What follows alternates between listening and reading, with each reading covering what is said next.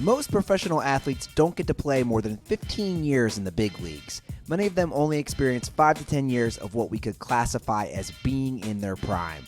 But there are exceptions to the rule. Some athletes have found ways to beat father time, turn back the clock, and play as if they were 20 years younger.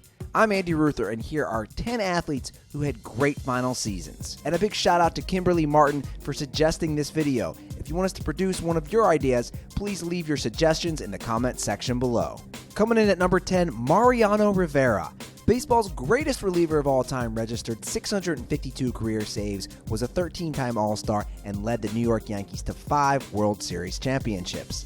He hinted at retirement before the 2012 season, but tore his ACL during a practice and vowed to come back. And boy did he ever. Rivera returned in 2013, posting a 2.11 ERA and racking up 44 saves before retiring. Not bad for a 43-year-old. At number 9, Michael Strahan. 17-14, fellas, 1 touchdown, and we are world champions. Believe it, and it will happen. The infamous words spoken by legendary New York Giants pass rusher Michael Strahan during Super Bowl 42 when his team trailed the undefeated New England Patriots 14-10 with a couple minutes left in the fourth quarter. Strahan played a huge role in shutting down the greatest offense of all time, led by Tom Brady. He registered 9 sacks during the regular season and sacked Brady in the Super Bowl as his G-men won 17-14 just as he promised. At number 8, Kobe Bryant. The Black Mamba guided the LA Lakers to 5 NBA championships in his career, putting his face on the league's Mount Rushmore. Though most of us wanted to see Bryant match Michael Jordan's 6 championship rings, injuries and age slowed him down by 2013 and beyond. Bryant wisely said he was retiring after 2016. In a miserable Lakers season, he averaged 17.6 points per game and scored 60 points in his send-off game against the Utah Jazz on April 13th, which I might add was basically an exhibition game. They didn't really try. At number 7, Barry Sanders. Many fans will overlook Sanders' great last season because nobody thought the 30-year-old star was going to retire early while he was in his prime. Arguably the greatest running back to ever live, Sanders rushed for 15,269 yards and 99 touchdowns in 10 seasons with the Detroit Lions. Coming off a 2,053-yard 1997 campaign, Sanders rushed for 1,491 yards and 4 touchdowns in 1998. Then came the shocking retirement. A guy still in his prime decided to stop playing. Those poor Detroit Lions fans. Speaking of which, number 6, Calvin Johnson. Megatron was the NFL's most dominant receiver for a number of seasons, specifically from 2009 to 2012. In just 9 NFL seasons, Johnson had 11,619 receiving yards on 731 catches and 83 touchdowns.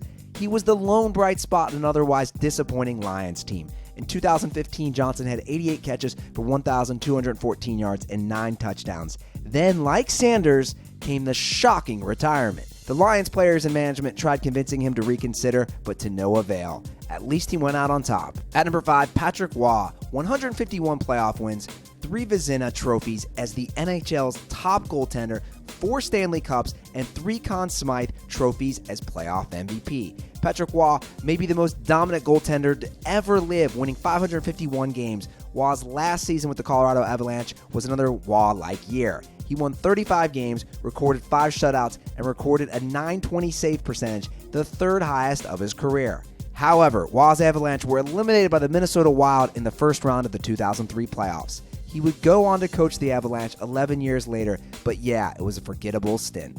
At number 4, Joe DiMaggio. Perhaps the greatest New York Yankee to ever live, not named Babe Ruth, it was quite a career for the man who was a world champion and married Marilyn Monroe. DiMaggio, a 13-time All-Star, hit 361 home runs and won an outstanding 9 World Series championships with the Yankees.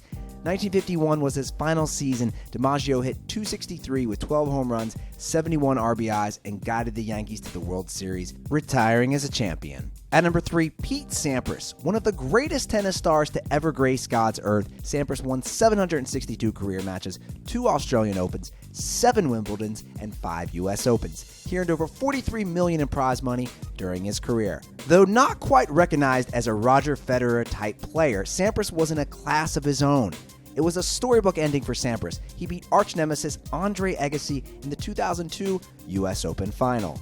At number 2, Bill Russell. It's really unfair how dominant this gentleman was. Russell won 11 NBA championships, was a 5-time NBA MVP, and made it to 12 All-Star games, and he only played from 1956 to 1969, a true legend with the Boston Celtics. Russell, unlike many sports icons, also retired a champion in 1969. That year, he averaged 19.3 rebounds, 9.9 points, and 4.9 assists per game, winning his 11th and final championship in style. At number 1, John Elway. The great number 7 of the Denver Broncos already won his first Super Bowl a year before, but Elway entered the 1999 season with one plan: to get his second ring.